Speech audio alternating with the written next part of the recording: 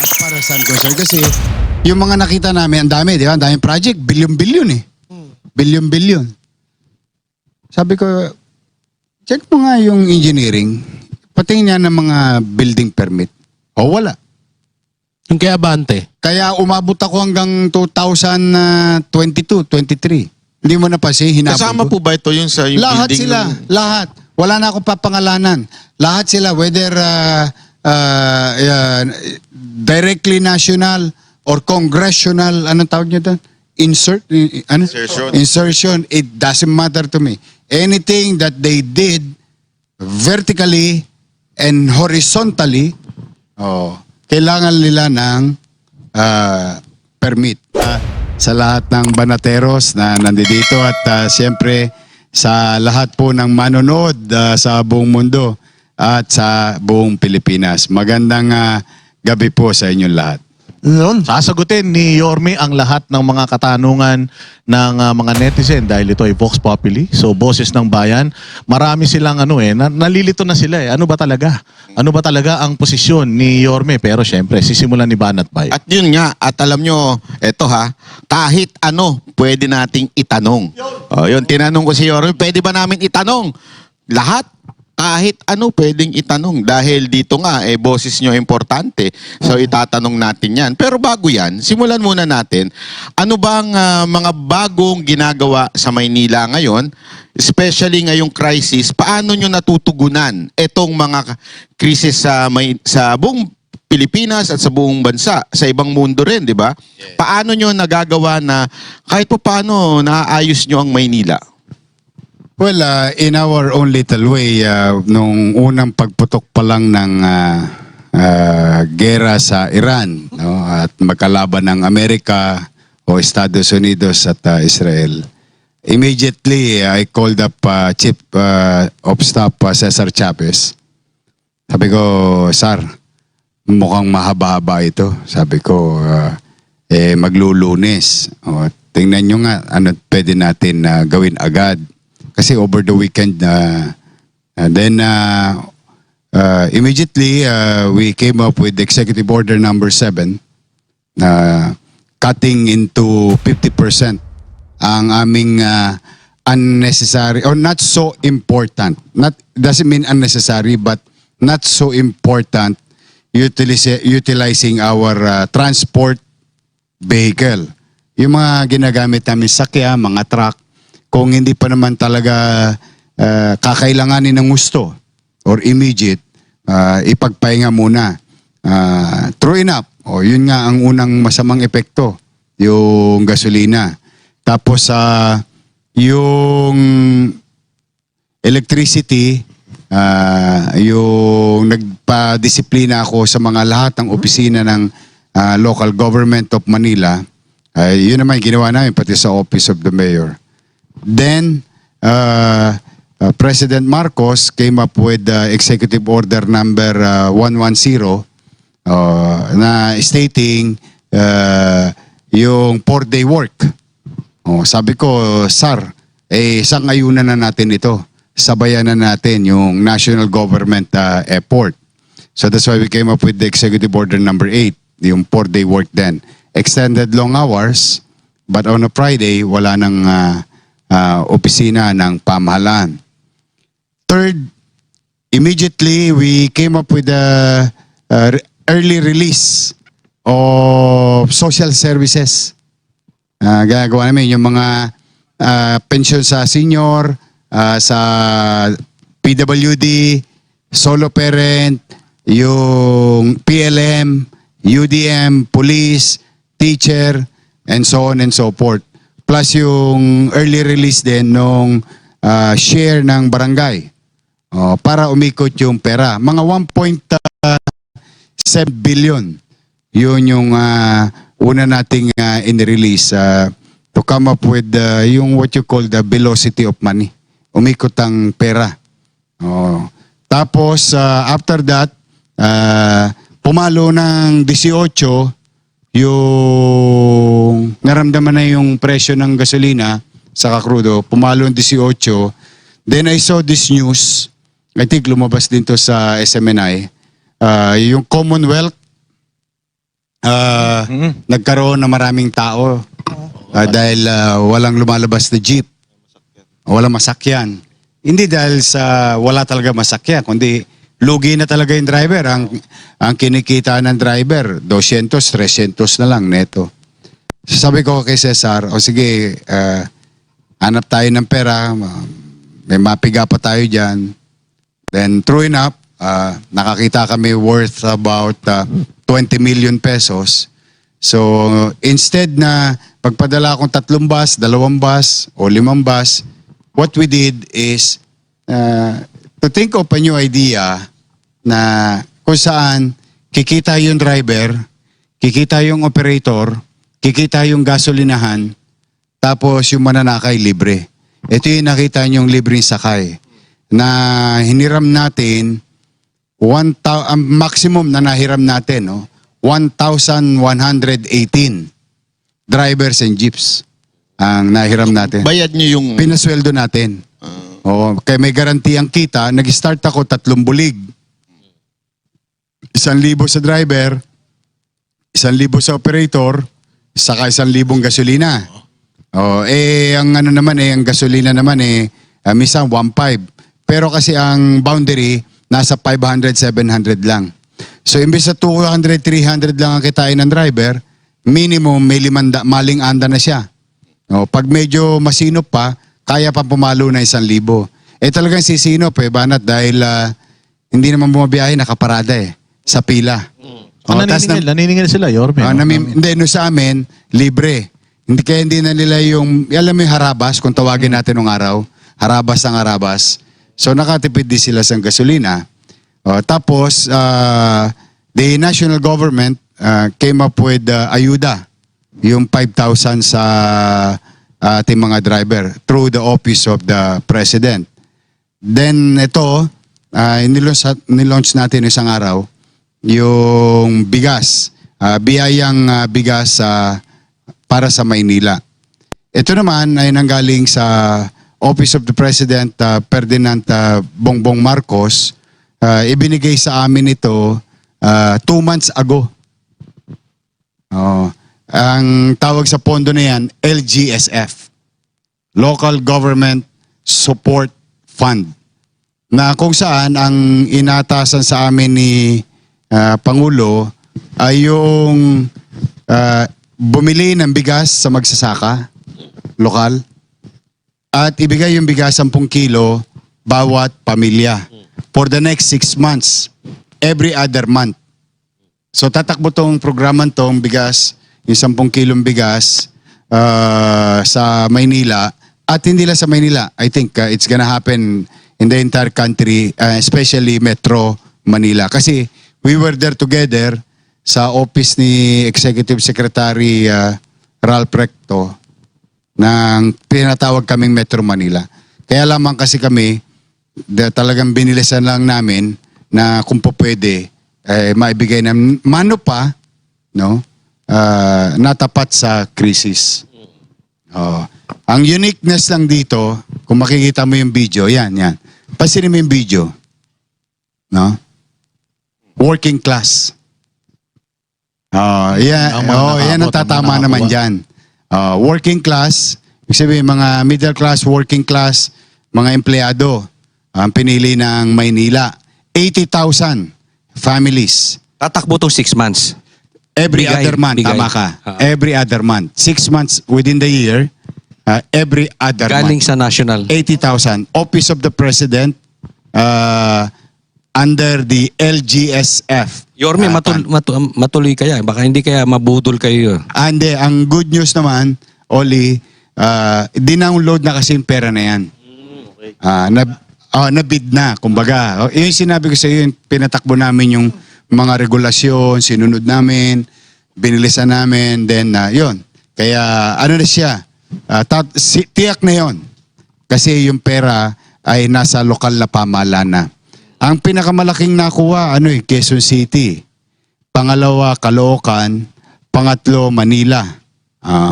In terms of hundreds of millions ang nakuha.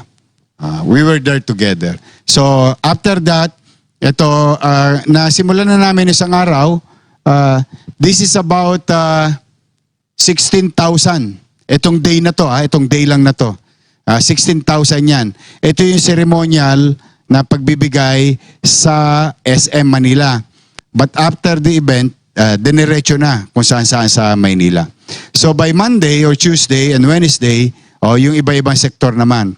Ang kagandahan lang dito, Jay, yung tatama din dito yung mga driver ng jeep at tricycle.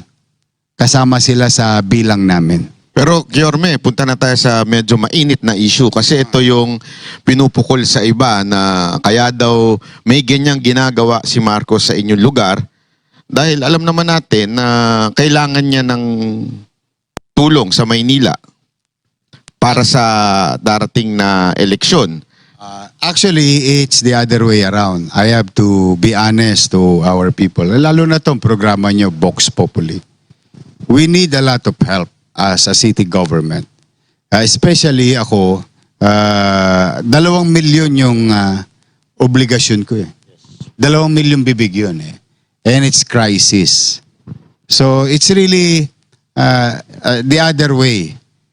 Any, and when I say any, immaterial who they are, any person, any individual, private, katulad nung may nagbigay sa amin, private sector, ayaw lang niya pabanggit yung pangalan niya, binigyan niya kami halos 5 milyon na fleet card. Petron, binigay ko ulit sa driver yon. Tumama yung driver ng 4 na bulig. Kasi ang isang fleet card, isang bulig eh. 4 ang binigay ko doon sa mga sumali sa ating libreng sakay. So any, whether it is BP Sara, whether it is Bongbong Marcos, our President, Senate President, Senador, Opposition, Administrasyon, maliit na kumpanya, malaking kumpanya, any help we will receive as long as it will benefit our people in the city of Manila. Kasi tukod na to, banat, alam mo naman na tukod yung pananalapi ng lungsod na minana ko. No? Talagang Naubos.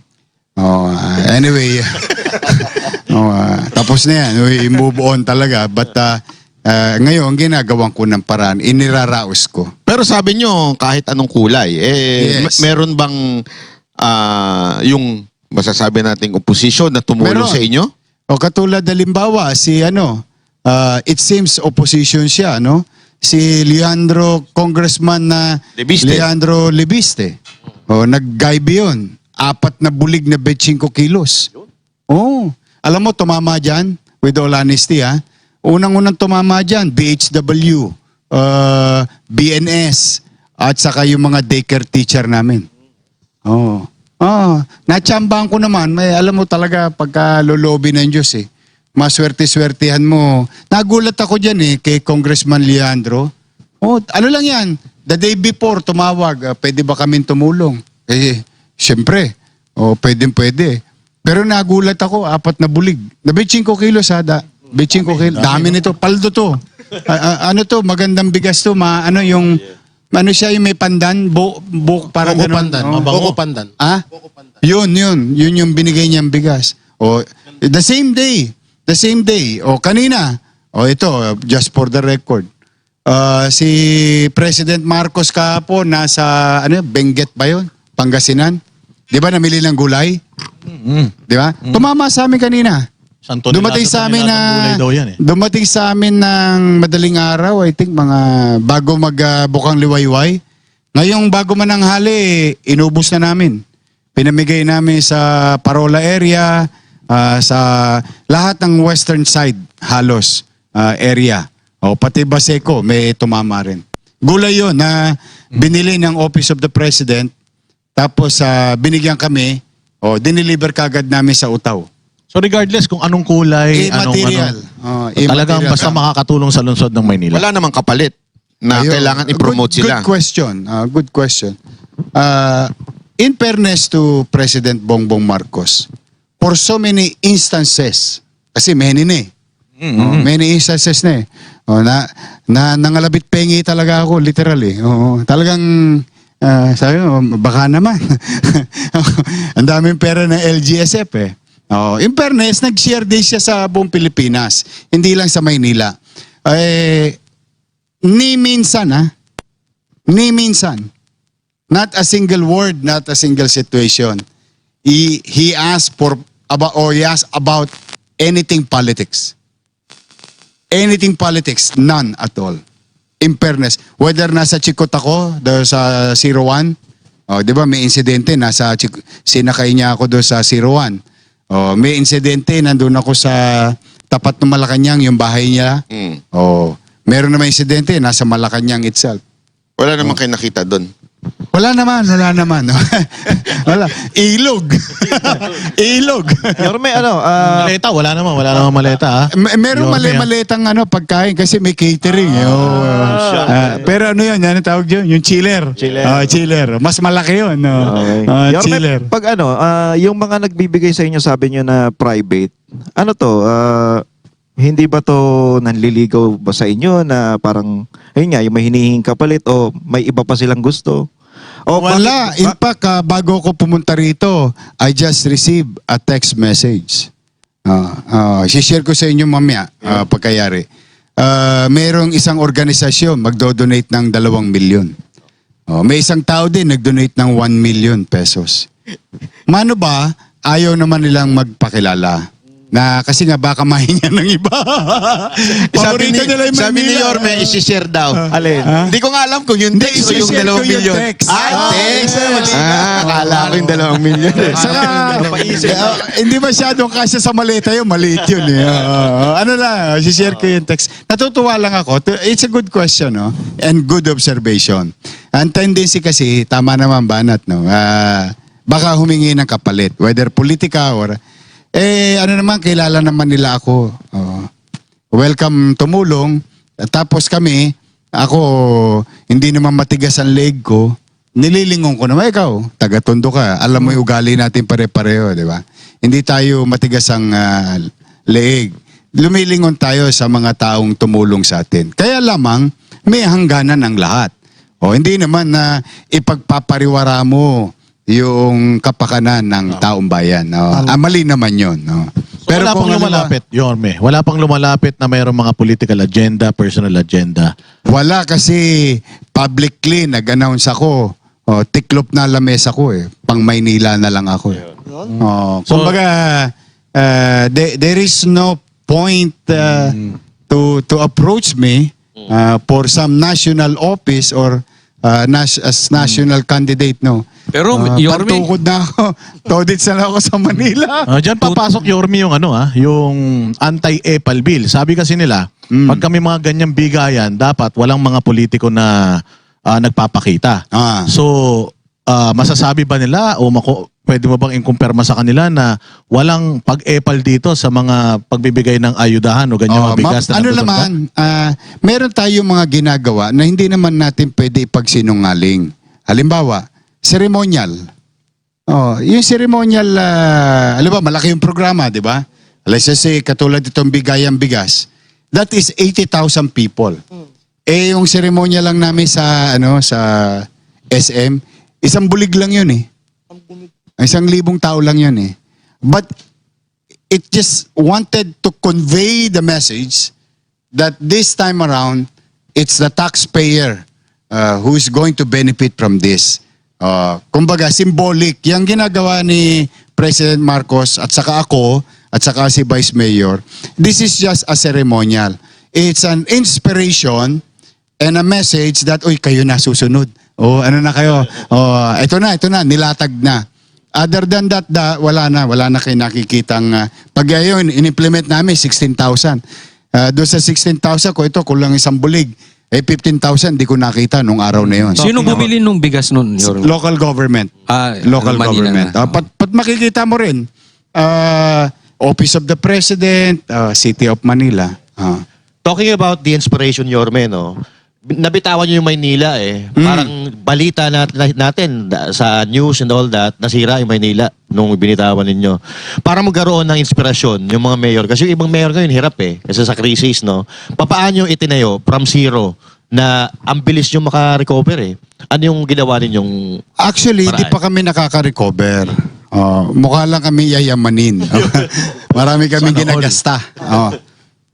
Kaya lamang, ay siyempre, siguro hindi na rin kaila sa inyo na prioridad ko ang tao. So ano pa man na mga gagastahin, bagamat gipit na gipit kami, sinisinop ko ng maigi yung pumapasok, tapos efficient in expenditures. We try to address MBN.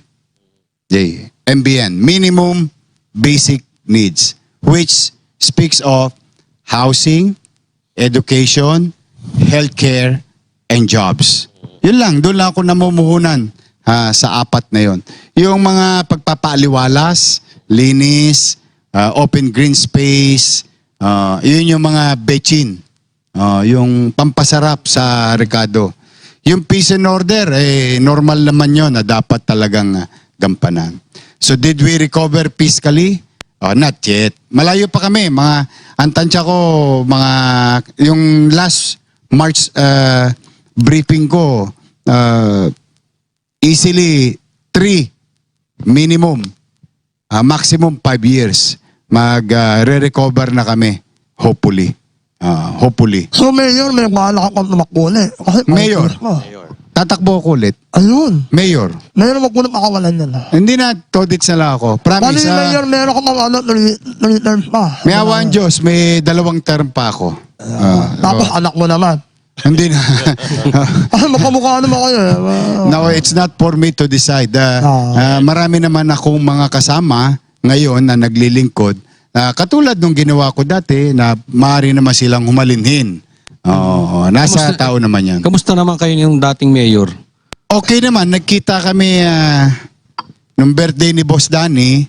Nagbisita ako sa Puntod. Nagkita kami ng Ninang, nagkita kami ni Roland Valeriano, ni dating Mayor Hani Lacuna, at saka si Pogs Abante, si Princess Abante. Ayun, nakita ko sila lahat sa Puntod. Kasi boss ko yun, yung nakalibing. Birthday niya, mayor ako eh.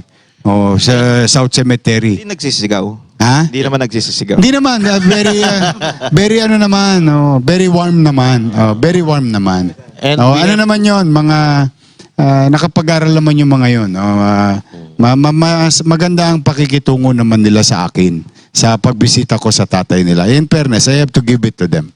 And congratulations, Yorme. So far, yung sa buong NCR, ikaw yung pinakamasigasig talaga dito. Talagang tinututukan yung kriminalidad. Congratulations oo. sa pagkakahuli. Napakarami sunod-sunod eh. Oh. Hindi, ako naman hindi naman ako nagkukulang ng paalala. The city government of Manila will never be perfect government.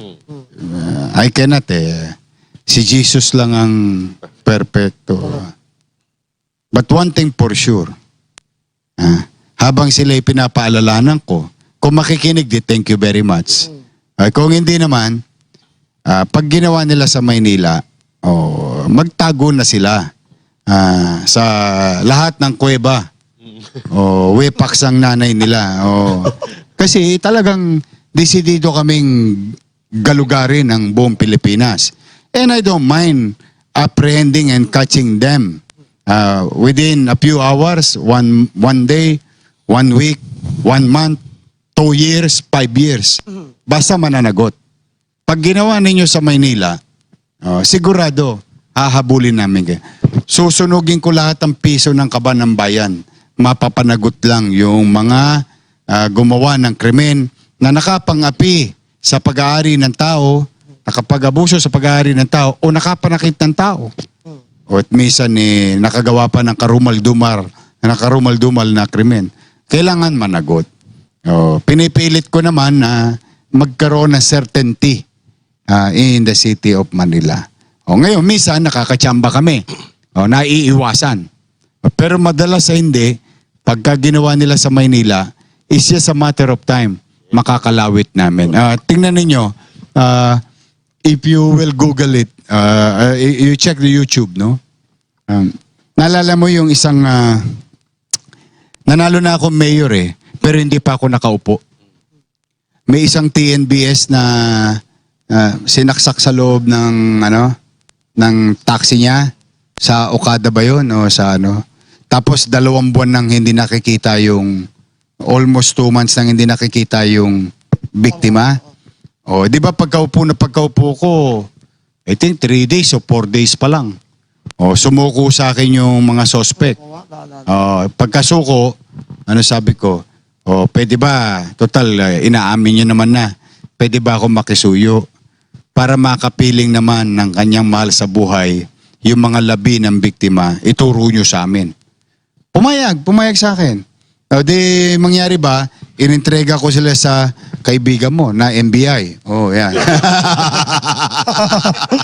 Namala na naman ni Yorme. Dinala ko doon kasi sila na may tangan ng kaso pinadala ko sa NBI. Natuwa naman ng NBI. Overnight lang. Nakuha sa Nueva Ecija yung bangkay. So ibig sabihin, yes, we will do our best in our own little way. Kaya sa mga manonood, hanggat maaari, siyempre, yung mga tulongges, magbagong buhay na kayo. Kung hindi naman, wala naman ako magagawa. Pero, pag ginawa nyo sa Maynila, not worth it. We'll go after you. Yorme, may issue dyan na yung tungkol sa mga, di ba, yung nahubad, na naglalakad-lakad sa kalsada, mga tambay. May mga issue na ito daw ay anti-poor lang. Kasi napakarami pa rin daw ngayon sa Malate, especially sa Malate, na mga illegal na mga Koreano na nagdodroga sa loob ng mga JTB, KTB. Ay hindi sila pinupuntirya, pero yung mga nakatambay lang, sila pa ang pinupuntirya. Parang ang iniisip tuloy ng iba, bago kami yung hulihin ninyo, na nakaubad lang naman kami, wala naman kami ginagawang krimen, bakit hindi unahin yung mga galugurin nyo yung mga club doon, na kung saan, doon mismo sa loob ng club, tumitira sila. Good point, no? Banat, mamaya, pwede ba i-tip mo sa akin kung saan yung club na Doon tayo mag-club? Oo. Hindi ko ito tolerate yun, lalo na droga. Alam mo naman, mapagpanting din ng tenga ko pagka usapan ay droga. But with the new rules about mga nakahubad, hindi ko masyadong iniintindi yun nowadays kasi nasa krisis tayo. Mas inuuna ko muna, paano ko ba maitatawid, maiibsan, mapapagaang yung hirap na dinaranas ng tao sa kasalukuyan dahil sa krisis. So more than anything else, ako ganoon. Ngayon, halimbawa naman, if there is right information about they're doing it in Manila, itong mga Koreano o Banyaga o Pilipino, kahit sino, isulat mo mamaya sa akin yung kakalawitin ko yan. Hindi, we are certain about our rules. We try to be certain in as much as we can. But yung mga hubad-hubad, hindi ko masyado pinapansin except yung 55-55. Ordinance 55-55. Yung magiinuman sa kalsada na walang permiso. Kasi minsan pinapayagan naman natin, lalo na kung may mga birthday, dala ng may hirap yung kapitbahay, yung mga kababayan kong iba, sa labas na lang sila naghahanda. Una, mainit sa oblo, sa eskinita. Ako, I grew up with them. Di ba? Tayo, eskinita, lalabas ka talaga Doon maghahanda, magte-tent. Tapos maya-maya, alam mo naman ang Noipi, kakaraoke. Habang nagkakaraoke, tumatangga. Yun naman, nag-aastama sila ng permiso.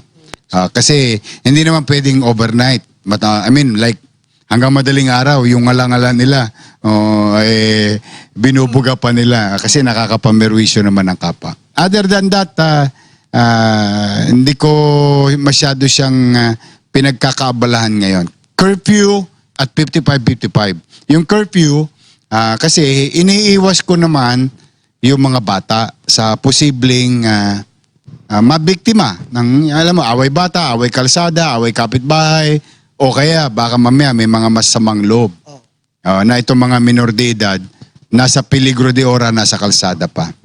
So, in our own little way, being a father of the city, we wanted to extend our love and understanding and care sa ating mga minor de edad.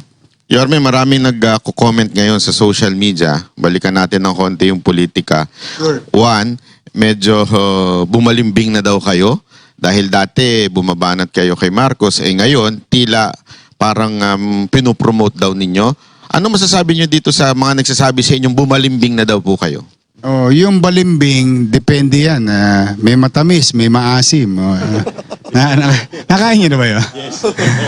Wala akong ganun. Action Demokratiko ko eh.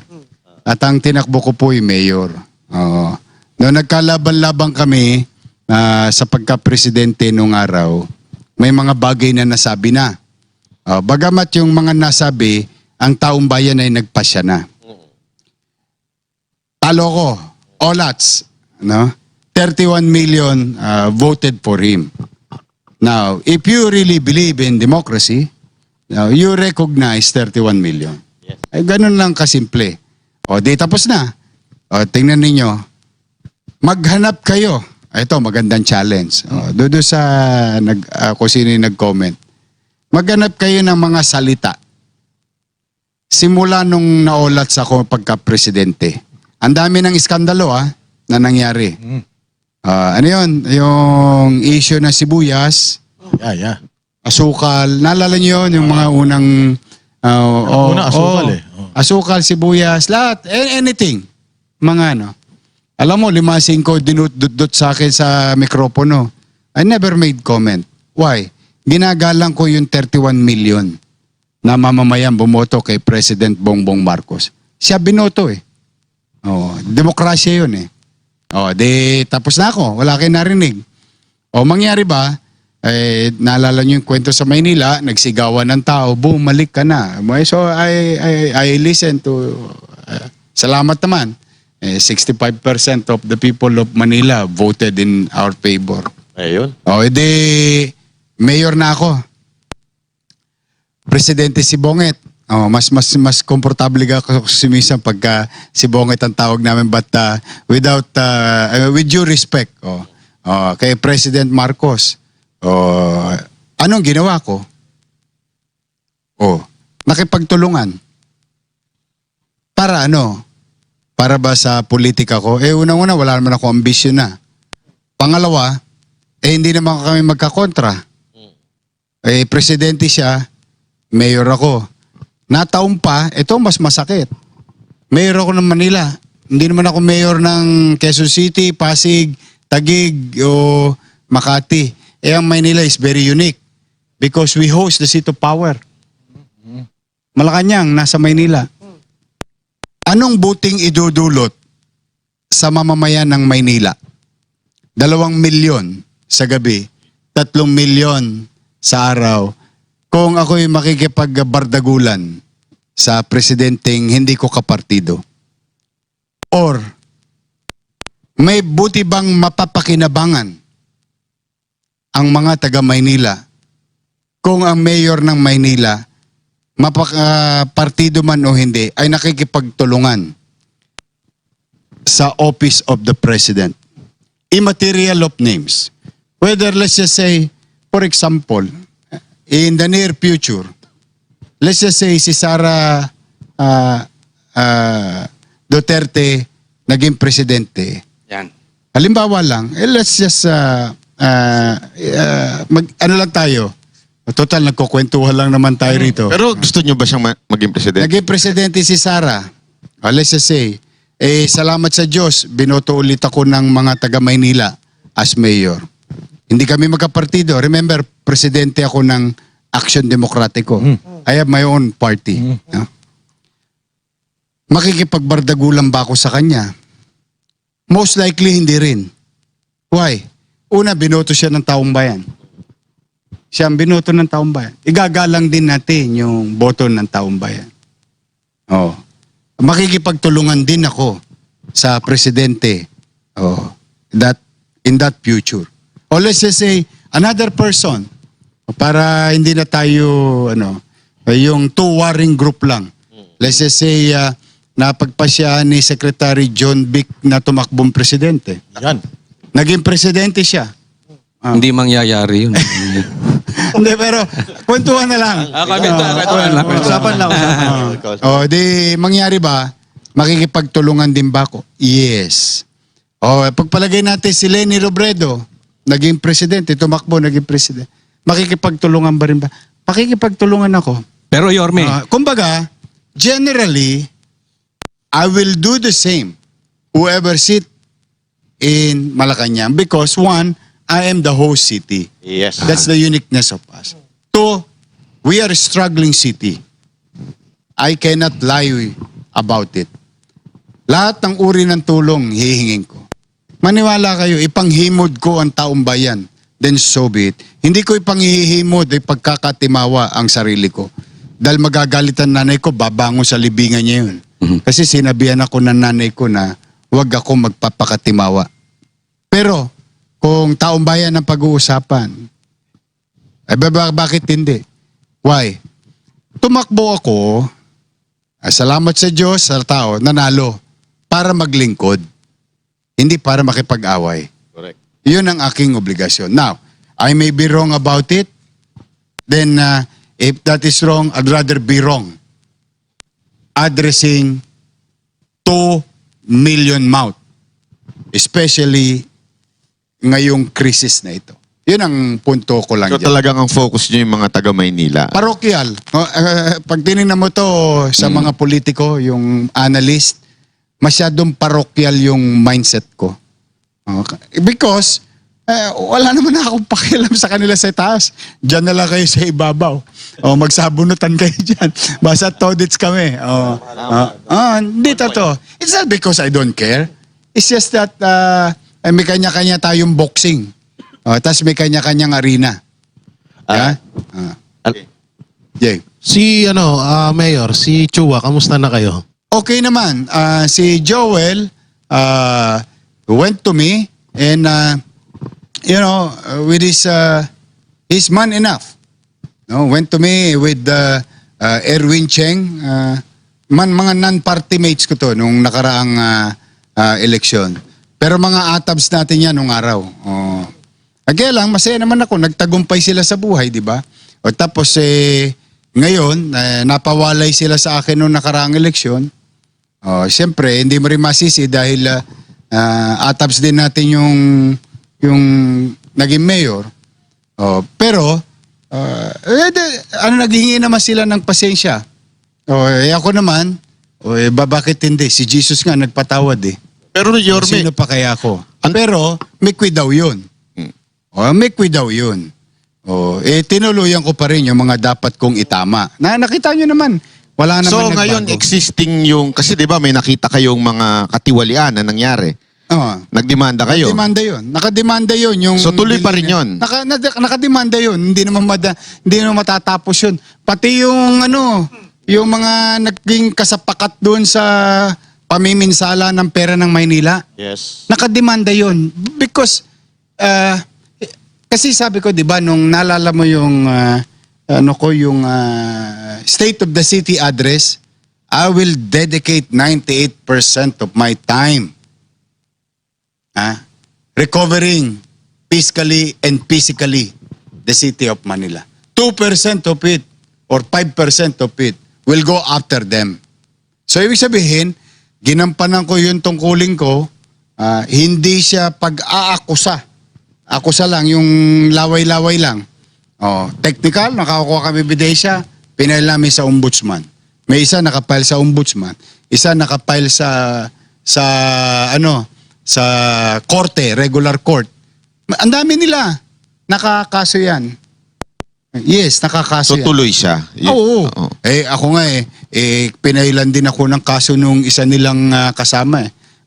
Dinamay pa ako .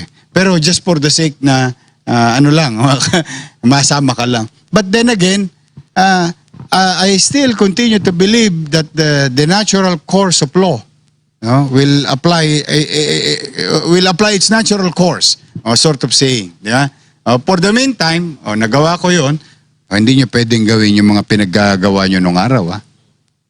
Nakinig naman. No. Awa naman ng Diyos. Awa naman ng Diyos. In fairness to them, I have to give it to them also. Protektado yung mga taga Maynilang nanonood. Pumanatag kayo. Wala hong hindi ko po mapapayagan. Walang biro, Oli. Ito, Panat. Yama. You can check the record.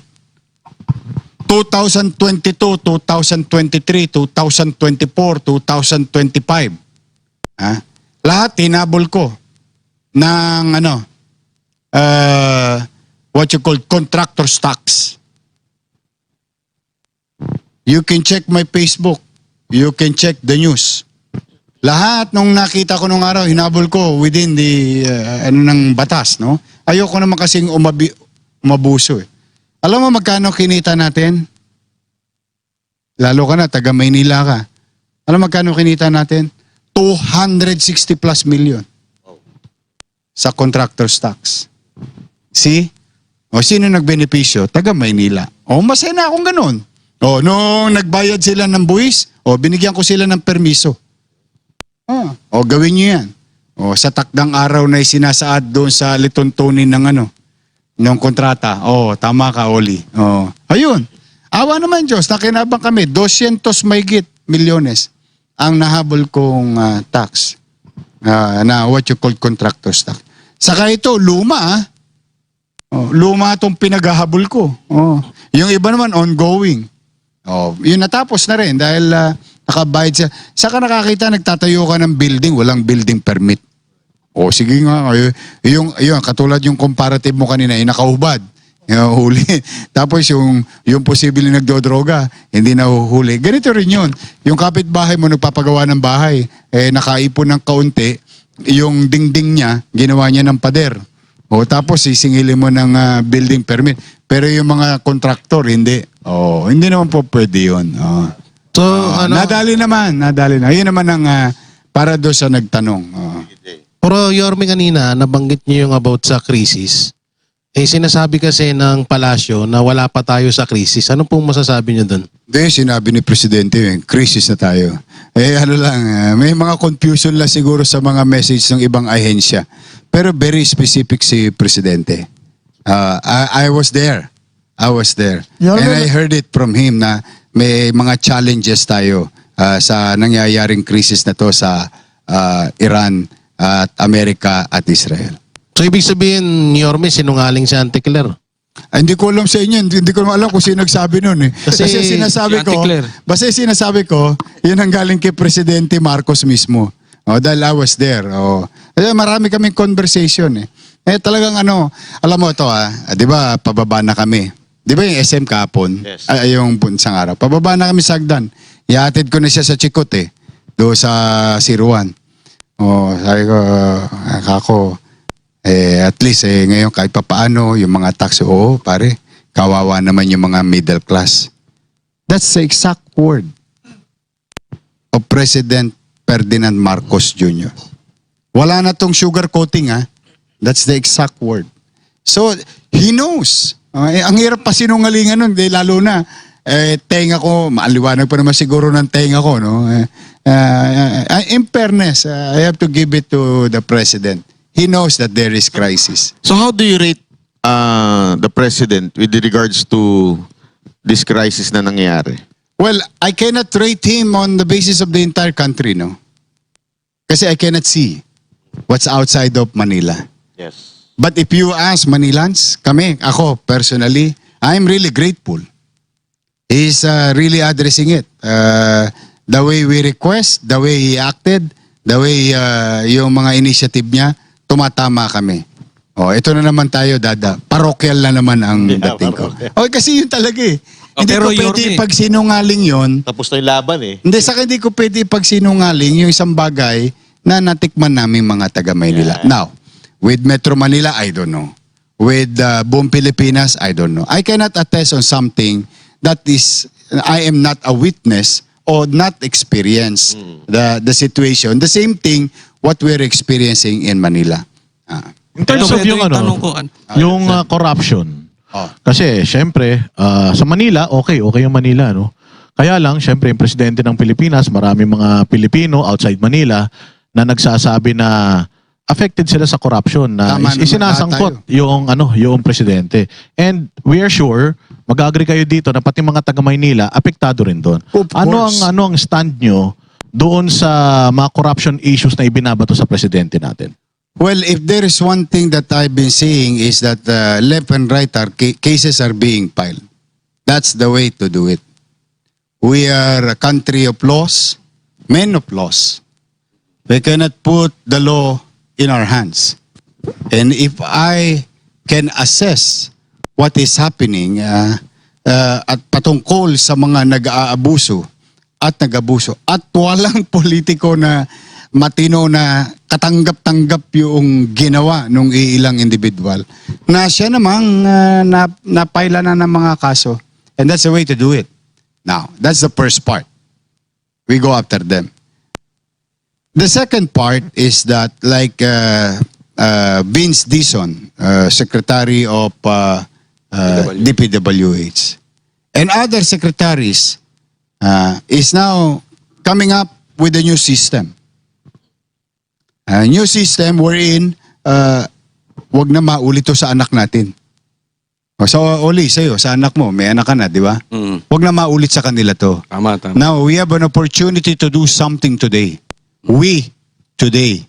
Kaya nga Those naman- in government, like me and others, we have to really come up with a system that this thing, the flood control scandal, should not happen again. It may happen at some level of corruption. Baka may innovation eh. Oh, uso nga yun, scam sa text eh, di ba yun? Nag-innovate na scammer ngayon. Ang budol ngayon, ano na eh, nasa text na eh, di ba? Nag-innovate eh. But itong, sobra naman kasi talaga. Talagang hindi katanggap-tanggap. Dapat makagawa ng sistema. Now, again, to add up to those people who committed, di ba nag-hearing ngayon, Sandigan Bayan, Ombudsman, Korte, and so on. That's the way to do it. I think he's doing a good job about this, going after this. Now, ang tingin ko, ang inaasahan ngayon, hulaan ko lang naman to. Baka pa naghahanap ang taong bayan ng iba pang isda na dapat makalawit. Yung mapapanagot. In the way naiintindihan ng tao na sa tingin nila sino pa ang naging kasapakat. Yung humawak sa kawali. Yun. Ito, Yorme, ito yung tanong ng taong bayan. Lalo-lalo na yung mga tagasunod ninyo. Kasi ito si Yorme, iniyakan ko to nung nung kumpanya dahil magkasama kami nito. Simula't Olats tayo. Olats tayo. Pero itong tanong na to, hanggang ngayon, ini-imagine ko pa rin to eh. At ini-imagine to ng mga tagasunod ninyo. Kung ang nanalo ba ay si Yorme, ito bang problema natin ngayon sa ghost projects, flood control scandal, wala to. Ang hirap sumagot sa bagay na hindi nangyari. Ang hirap eh. Pero kayo, sa tingin nyo, Kasi yun ang kayo na lang sinasabi. siguro mag-gusto sa akin. Kayo Actually, na yun lang. ang sinasabi, Yorme. Daw eh. Nakita nyo ako nung nag-mayor ako. Tingnan ninyo Siguro, to answer that directly, magbibigay ako ng isang sitwasyon. At kayo na ang humusga ng iba pa. 30 years, hindi madaanan ng rekto.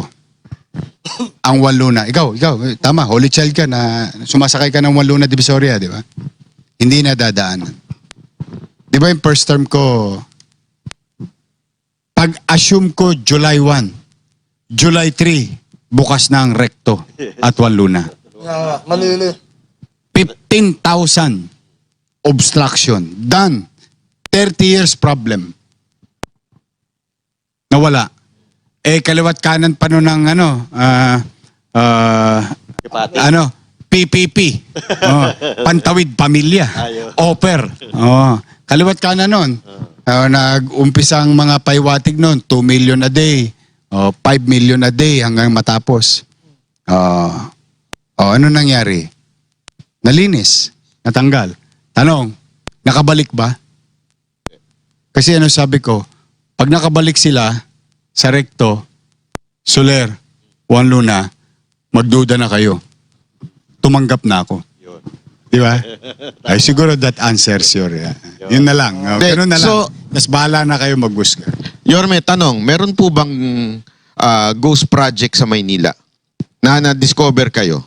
Wala akong nakita, pero ang daming project walang building permit. Yun talagang Pero pinagigilan mga ko. ghost flood control, wala? Wala pa ako nakita. Wala pa. As far as I'm concerned. Kasi yung mga nakita namin, ang dami, di ba? Ang daming project. Billion-billion eh. Billion-billion. Sabi ko, check mo nga yung engineering. Patingin niya ng mga building permit. O wala. Yung kay Abante. Kaya umabot ako hanggang 2022, 23. Hindi mo na pa siya hinabol Kasama ko. po ba ito yung sa yung Lahat building sila, ng- lahat. Wala na akong papangalanan. Lahat sila, whether directly national or congressional, anong tawag niyo doon? Insertion. It doesn't matter to me. Anything that they did vertically and horizontally, kailangan nila ng permit. At dahil doon, kailangan nila magbayad ng contractor's tax. Hindi ko sila masawata. Doon sa ginawa nila. Di ba? Doon sa bagay na ginawa nila. And some of it, maapektuhan ng taong bayan. Saan ko sila nadali? Sa kilikili. Mas masakit yun. Biruin mo, nakasingil ka na, tapos na nahabol pa ng pamala. Hindi ko talaga, iba-blacklist ko talaga sila. Nagbayad sila. Bayad. At yung ibang contractor dyan, Mindanao, Northern Luzon, Visayas, doon ang mga address nila. Pero marami sa Metro Manila at Manila. Nahabol lahat yun. Kaya nagbayad sila ng buwis sa Maynila. Saka ko inisyuan ng mga permiso. Di legitimate na sila. Bayad sila eh. Kaya sino nakinabang sa Chape? Di ba mamamayan? Happy na ako dun. So Mayor, napag-usapan na yan, ghost project na yan. Kasi ito yung tinatanong ng mga netizen ngayon. Naniniwala po ba kayo na mastermind nga talaga si Bongbong Marcos sa nakawan na nangyayari sa gobyerno? Ano yun chismis yun eh. Parang showbiz ang dating. Yung para sa akin, wala akong makita na itutusok papunta sa kanya. But generally, like for example, I'll put it sa akin na lamang. Sa akin na lamang. Halimbawa lang, isang department head ko. Dahil sa department head ko may bureau. May nangalawit. Katulad kahapon, may nag-text sa akin. Kinutongan na clamping, ang bayad 900, inoperan 600. Walang resibo. Kilala niyo yun. Kilala niyo yung nag-text sa akin na yun. Kilala siyang personality. Immediately siniyasat ko. Tapos ano ngayon? Tigpak. Kasi totoo yung reklamo. Sasabi ko, pag pinabayaan ko yun, yung simula sa baba, papalo kay Oli papalo sa akin. Ako mananagot as leader. Kasi under sila sa executive. Aakuin mo. Aakuin mo yung responsibilidad. Ganun ako. Pero yung ipagtuturo ko yung ibang tao, hindi ko titignan ang sarili ko, baka mamaya maligaw tayo ng landas. May kasalanan ba si President Marcos? Ako tingin ko wala. Sa ngayon. Kasi wala namang ebidensya eh. Ngayon, may kasalanan ba yung iba? Ay, nakita ko yung mga tinuro. Di ba pinailan ng kaso? Yung sagot ko kanina, yung kaninang sinabi ko na may mga hinihiring sa sandigan, may hinihiring sa ombudsman, may hinihiring sa korte. Ayun, dapat mapapanagot. Ngayon, kung sino pa mang matatamaan, buntot nyo, hila nyo. Pero Yorme, let's follow your logic. Yes. Sabi nyo kung nagkamali yung isa, tinuro si ganito, tapos hindi nyo inaksyonan, kayo may kasalanan. Tama. Ganun na nangyari. Si Zaldico may kasalanan, hindi inaksyonan ni Romualdez, so si Romualdez ang tinuturo. Alam naman natin, whether we like it or not at we deny, si Romualdez, hindi naman gagalaw yan nang walang basbas ng presidente.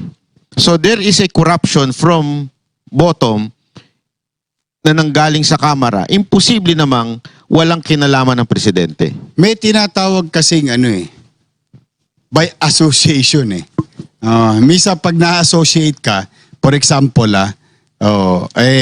si President Marcos, pinsan si Speaker. Tama, by association. Di ba yan din naman ang ginawa sa akin, katabi ko lang si Joma. Anong tawag na sa akin? Is komunista. Tama.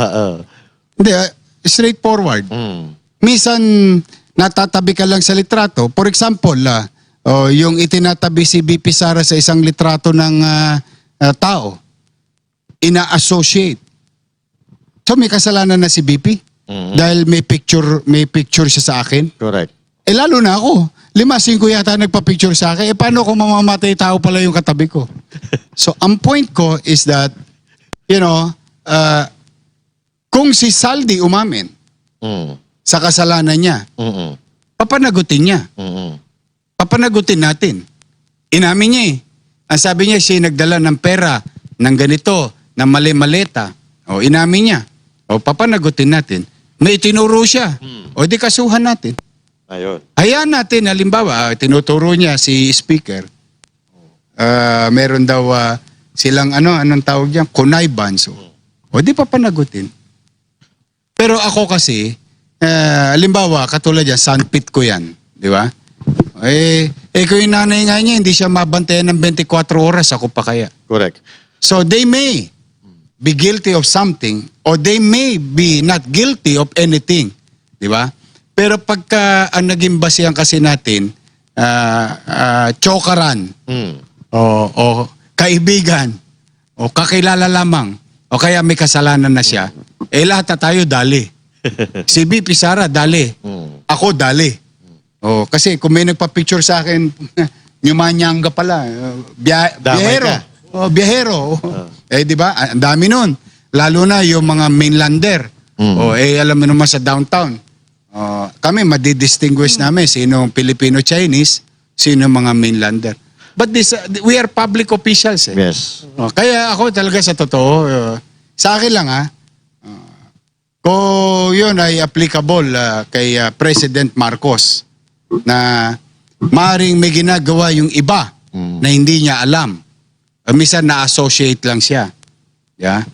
Ganun din naman yung kay BP Sara. Bakit natin sasabihin dahil lang sa may litrato? May kasalanan na si BP Sara. Ano yun? Ano sinabi? Ano yung naggaybi, nagbota ng tsape ng pera kay BP Sara? Sabi lang niya yun Yes. Di ba? So yung akin, ganun. Kaya, ang pinakamabisa sa ating mga Pilipino, ito naman, in conclusion, ako naman, ito lang, para hindi tayo naliligaw at hindi pumapait ang buhay natin. No? Kasi minsan, nakakainis talaga dahil nakakakonsumi, hirap na nga. Tapos ito pa, balitang naaabutan mo, di ba? Tira dito, tira doon, point A to point B, 90 million. Nung hindi na-discover, point B to point A, 90 million ulit. Nung mabibisto na, ginawa pa ulit point A to point B. Pag iniisip mo yon, talaga mabubisit ka at gusto mong ilagom.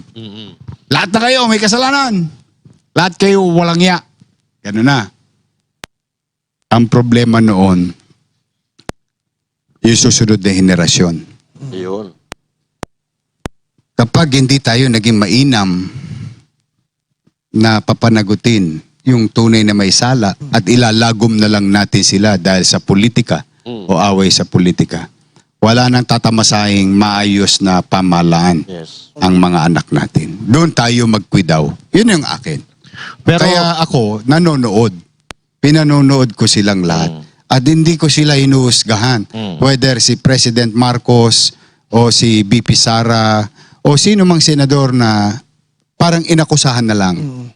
sila'y may sala na. Hindi, hihintayin ko yung pasya ng batas. Yes. Yung pagpasya ng husgado. Kasi darating ang punto, ang lahat ng bagay may katapusan. May tuldok yan. Kaya yun ang akin dyan. Yan ang posisyon. So Yorme, sa personal na kapasidad mo, itong mga balitang kumakalat, 18 Marines, meron na silang mga ebidensya, pictures na sinasabi nila, ay sinasangkot nila yung magpinsan, pati si Zaldico. Sa personal na capacity mo, do you put weight doon sa kanilang mga ebidensya or sa kanilang inaakusa? Meron kasing tinatawag na occupational hazards. Katulad kami, maaring akusahan na lang ako isang araw. Kayo, ikaw, na MBI ka. Inakusahan ka na lang bigla. Di ba? Di ba ang sakit masakit ang pakiramdam. So it can happen to us, all of us, in our profession. Kaya ako hanggat maaari, sa gulo ng mundo, sa hirap ng buhay ng tao, kung talagang halimbawa, ikay may hawak na ebidensya, instead na i-press con mo, file mo ng kaso. I-file mo talaga, ituluyan mo at hayaan mong husgado ang magsabi kung ang hawak mo ba'y mabibisa. Kung ang akusasyon mo ba'y tama. Kasi that's the way. In a civilized world, in a civilized time, we must be guided by law and order. Because politics is part of government. And I cannot allow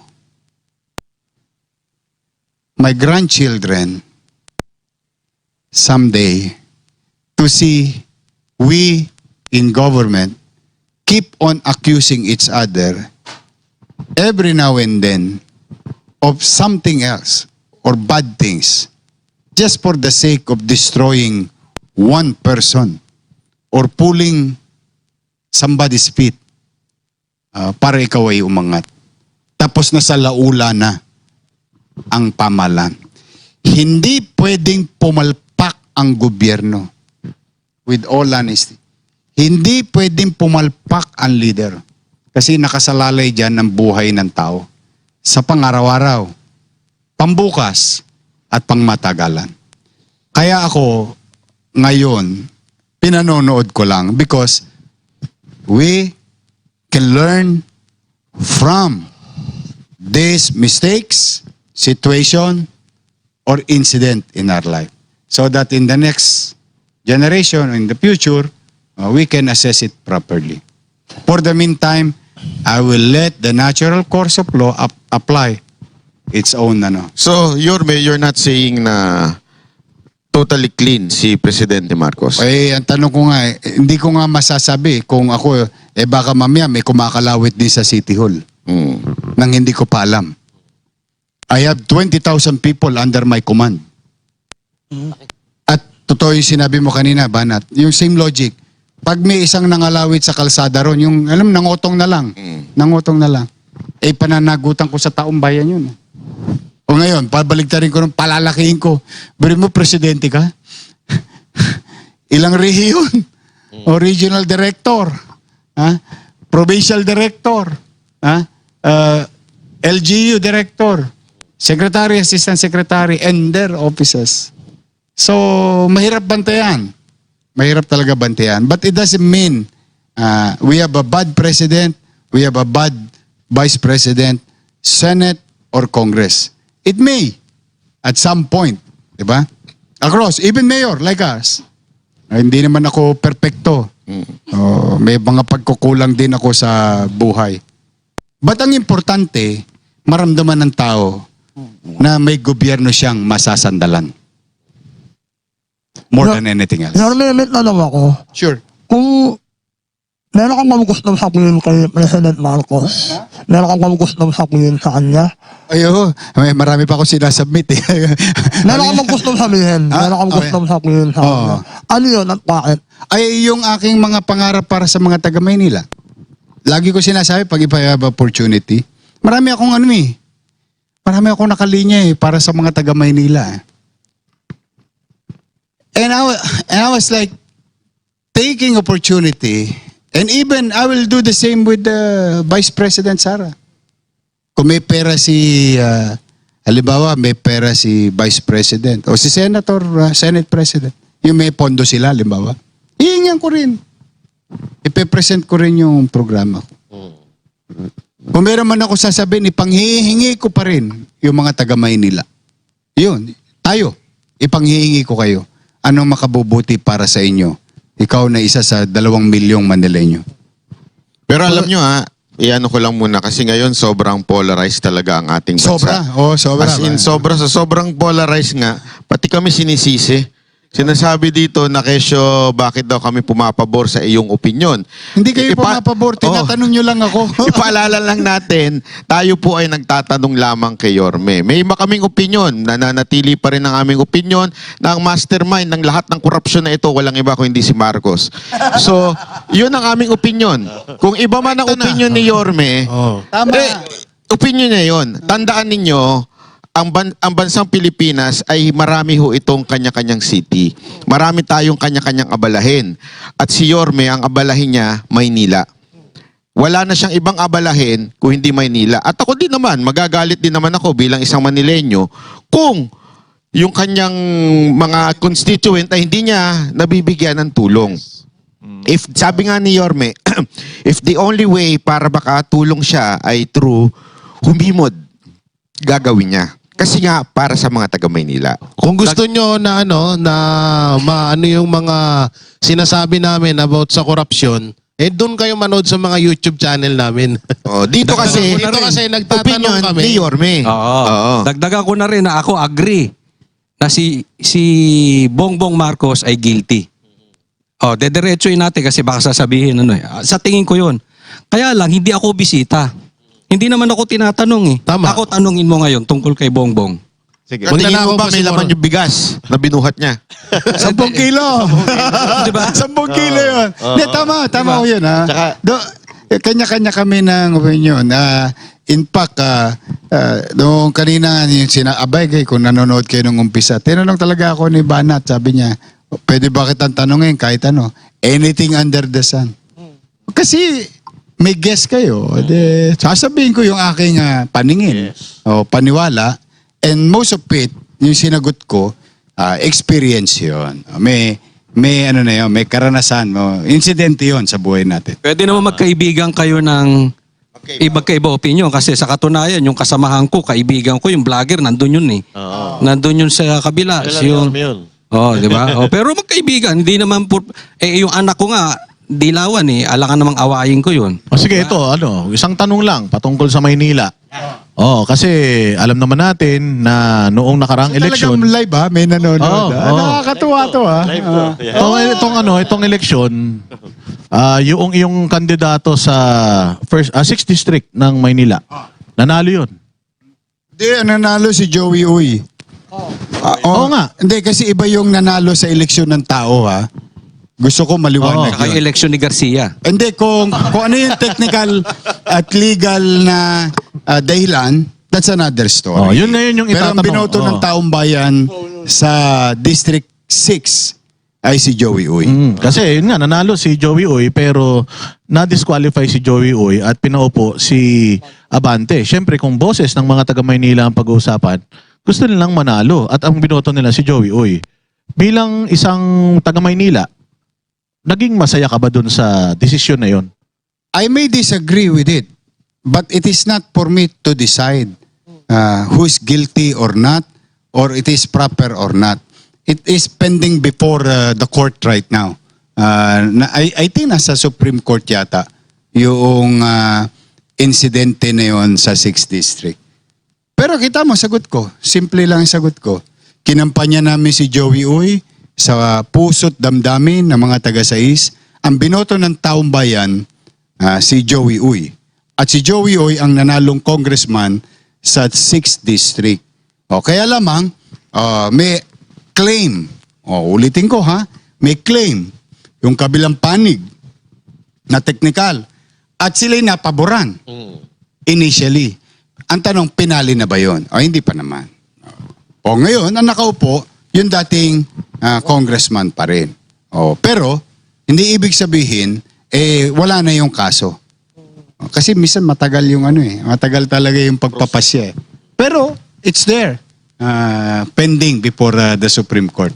Ito maganda sa show na to, Banat Bayan. No? Mm. Kasi maraming mga inaanyayahan kami mag-guest dito pero natatakot sila eh. Ba't ako matatakot? Kasi banateros, akala nila dito kapag hindi pasok sa opinion natin, doon sa posisyon natin, didikdikin natin. Dito hindi. May respeto tayo sa ating mga guest. Yes. Kung ano ang opinion ng ating guest, Vox Populi nga ito eh. Ang opinion mo, sa'yo yun. Ngayon, dito sa aming banateros, meron kaming opinion, pero hindi namin hinahayaan na yung aming mga personal na opinion at yung politika namin, isusubo namin doon sa aming mga Hindi, kaya nga last time, di ba, si Tiangco. Tiangco, yes. O, si Kong Tiangco, iba rin ang pananaw niya. Wala din kinalaman yung kay pinsan niya. Pero, ano rin niya yun, ha? Oo. Kamag-anak, Halos kabag-anak kay Affinity. Di ba nakita mo naman, in fairness to, pag tinitingnan ko si Toby, di ba parang iisipin mo, no? Teka, halos kaanak ito Hindi na to malayo. Pero kita mo, nangingibabaw sa kanya yung pagiging congressman niya ng Nabotas at yung mamamayan ng Nabotas na nire-representa niya. Hindi niya inalintana yung pagiging by affinity or by blood o di ba? No.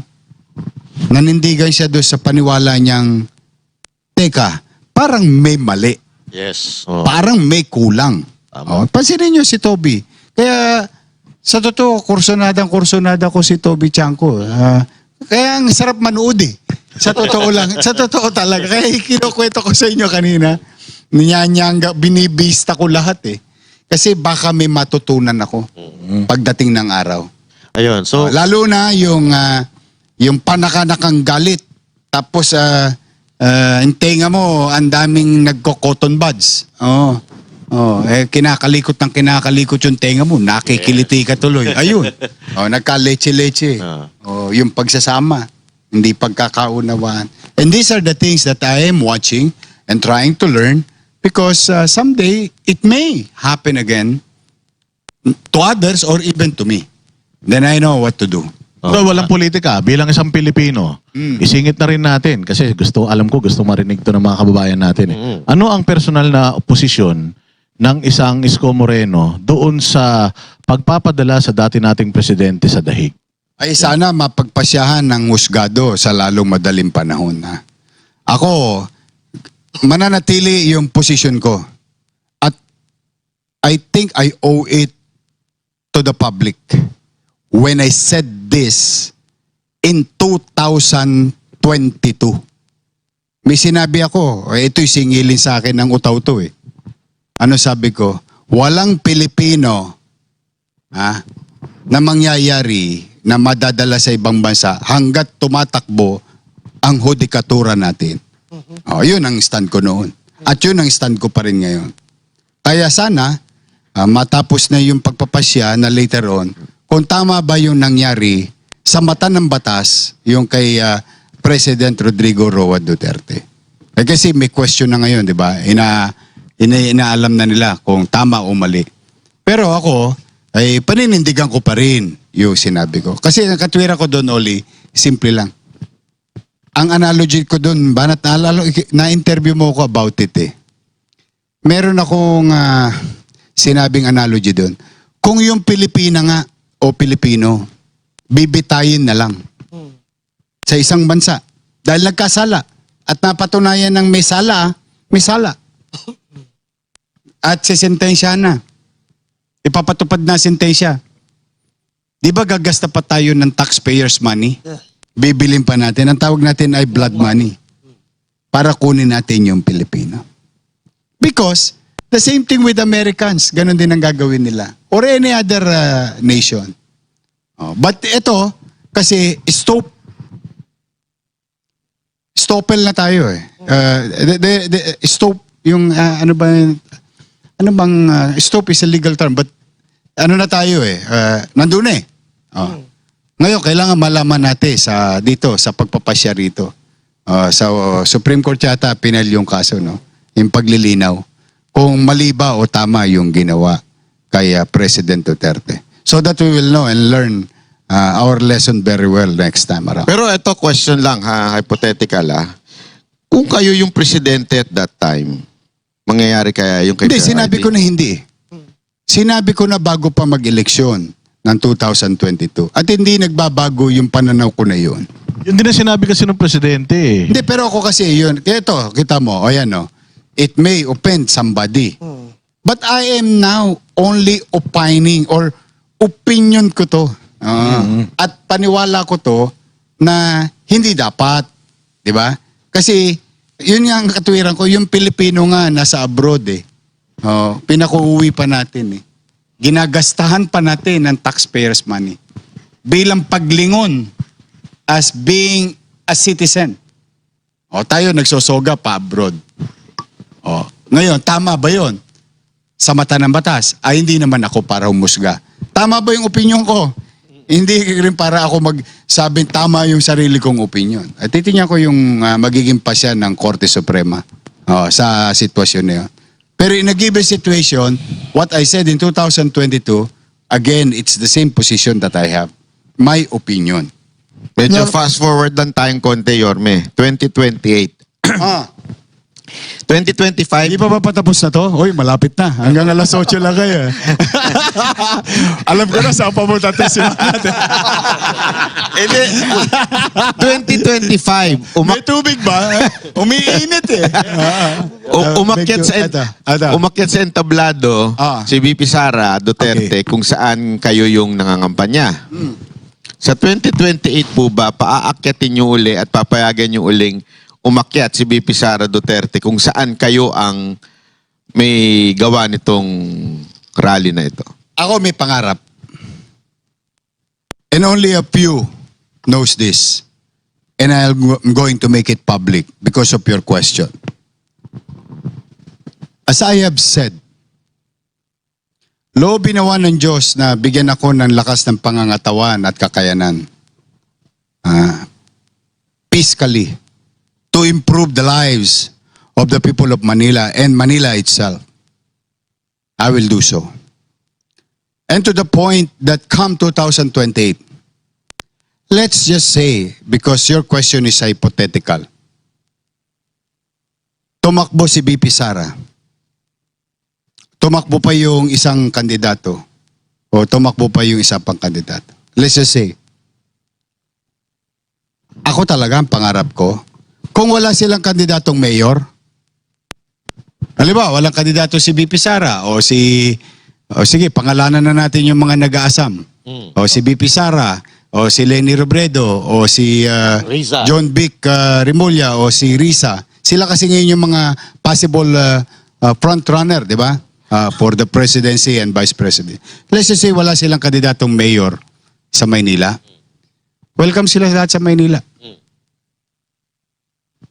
Pero sino Tatayo yung... ko sa entablado ni Sara, tatayo ko sa entablado ni John Vic, tatayo ko sa entablado ni Leni, tatayo ko sa entablado ni Risa, and so on and so forth. Why? Why would I do that? Let's just say, ba't mo gagawin yun? Ayoko nang idamay yung 2 milyong Manileño sa politika. What's there for them? What's in it for Pero yun ano is ba ang kapakinabangan? Hindi, yun lang naman yun. Parang Switzerland ang Maynila. Parang ganun ang gusto ko. Tayo ka sa lahat ng tablado. Gusto mo kami pa gumastos bilang aksyon demokratiko. Pero sino itataas mo? Ay, that's another story. Sino yung your best I'll choice? cross the bridge when I get there. Di ba? Pero kung halimbawa nga,